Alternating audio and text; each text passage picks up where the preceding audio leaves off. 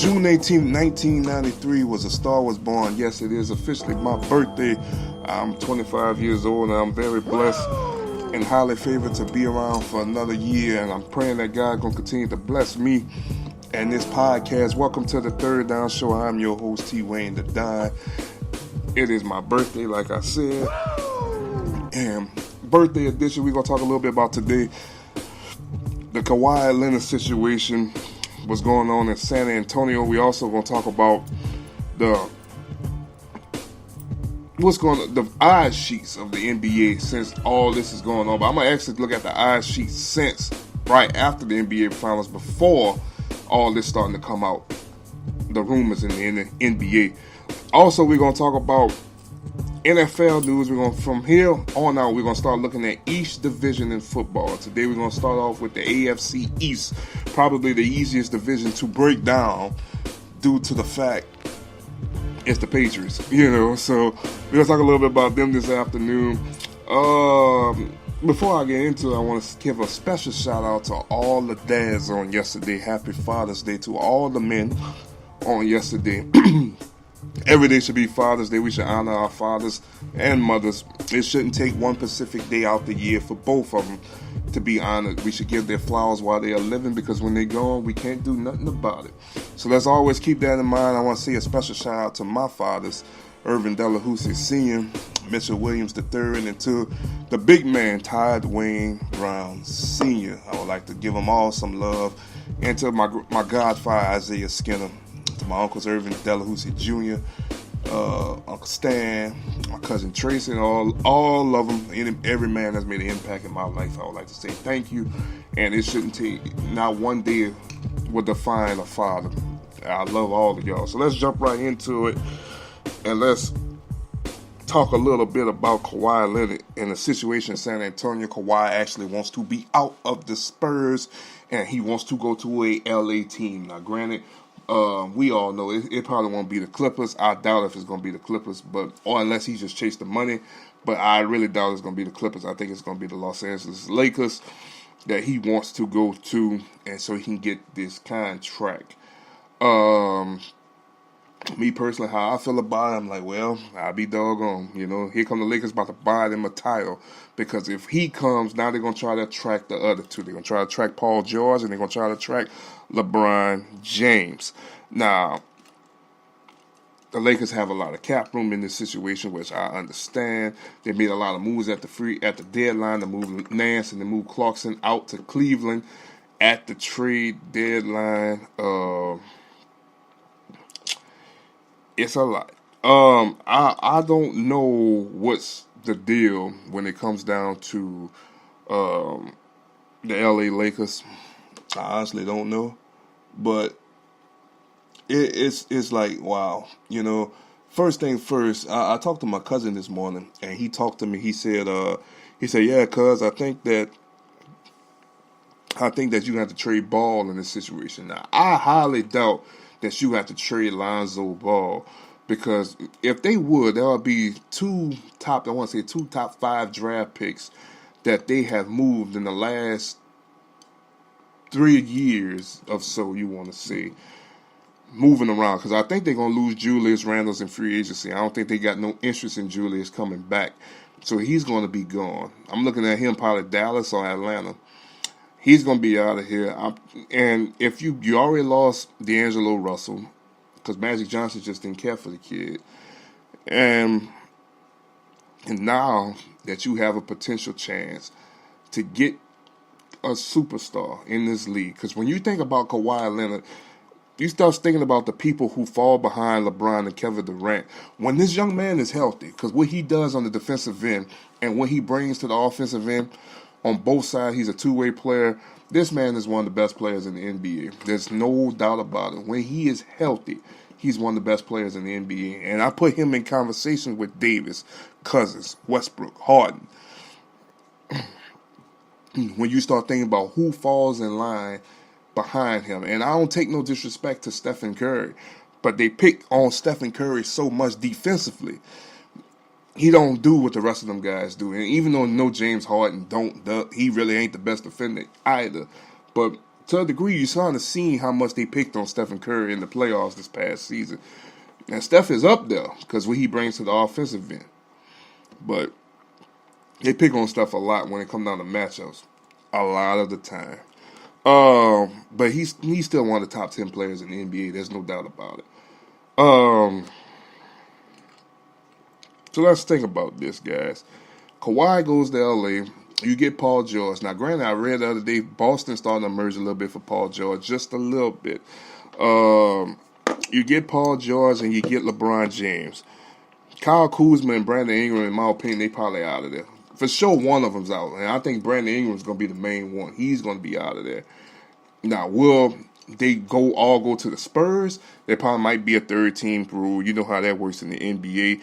Things happen like that from time to time. You have nothing to do with that.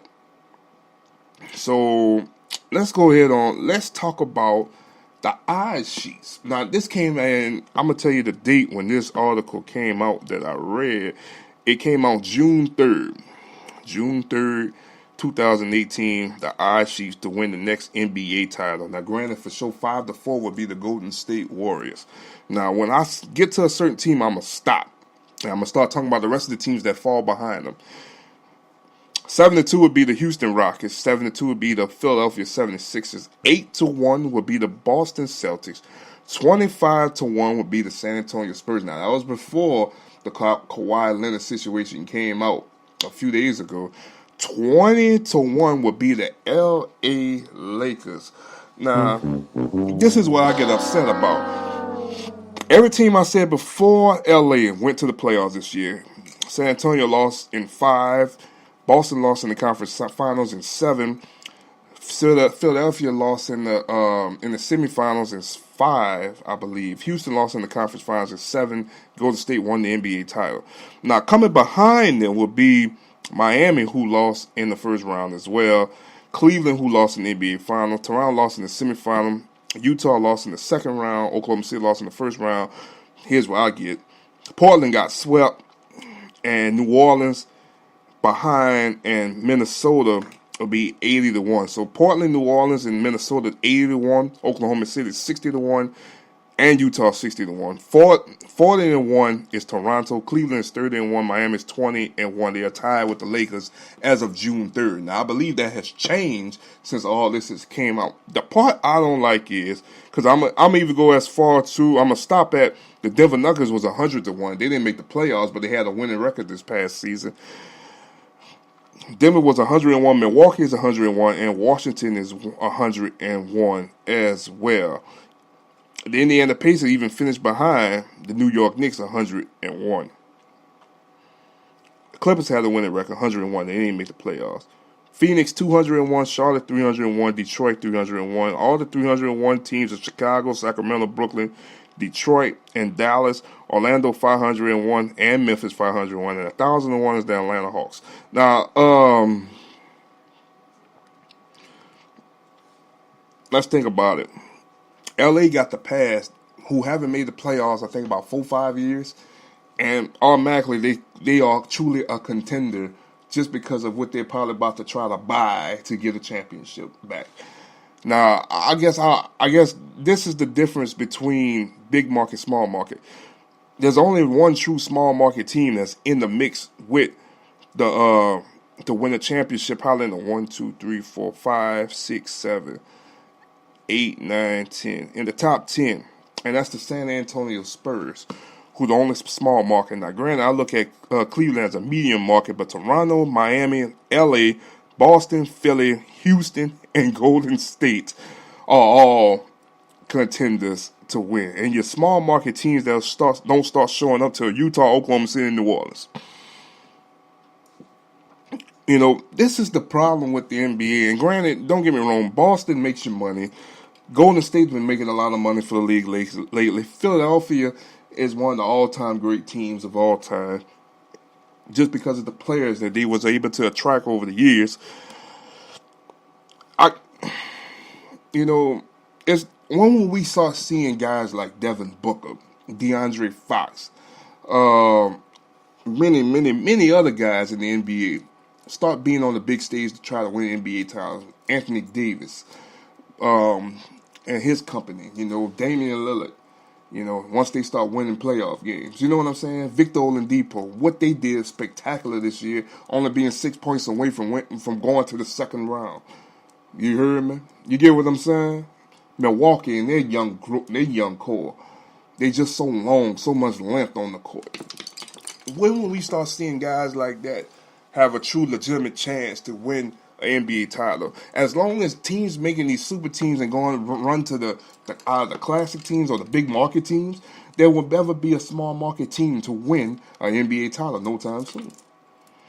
And now the Spurs starting to feel that effect. They hung on as long as they could, but they can't even hang no more.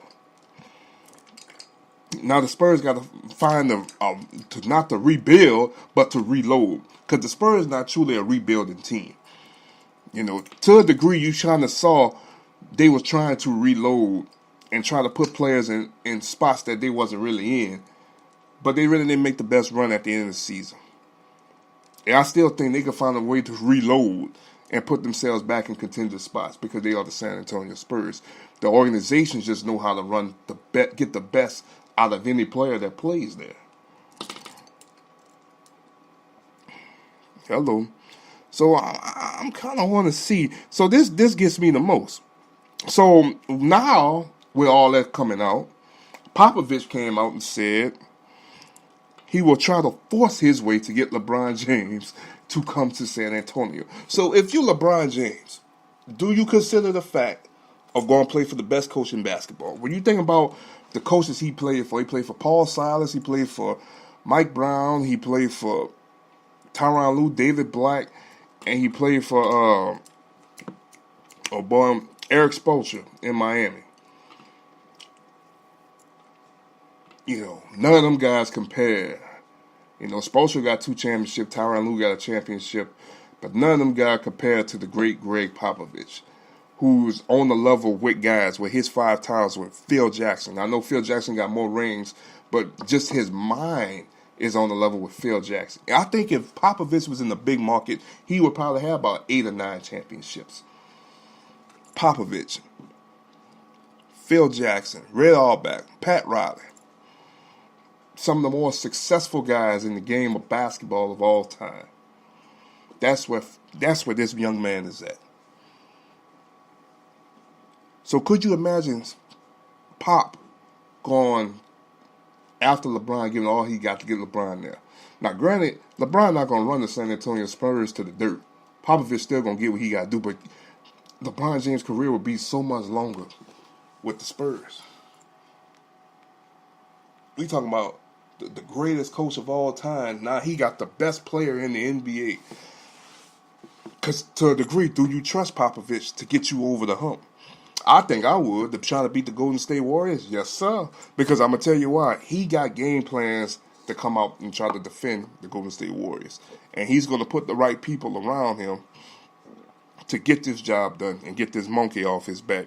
If y'all don't believe that, I definitely believe that because I think that he can get the job done. Hello, somebody. So what y'all think is going to happen?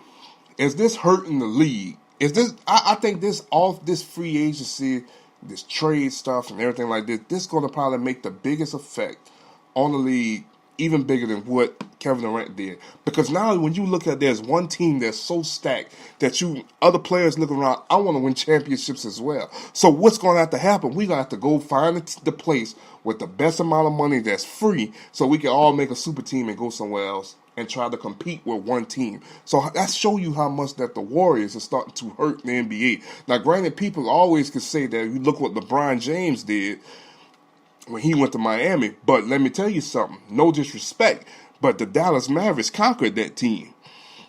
And that's with an older Jason Kidd, a Tyson Chandler, who was an all-star, Peja Stojakovic, and some other guys. But they conquered that team in 6 games.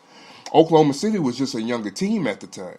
When you go back and look at what the Spurs did, yes, they did lose one, but at the same time, they come back the following year, and they conquered that team. They beat the hell out that team. So, you can't say LeBron started because yes, to a degree, he did. But even the other super teams, when you think about the Boston Celtics a few years back, they only won 1 championship out of it. And that was a great Boston Celtics team. They only won the first year, and that was it. They got to this. They went back to the finals.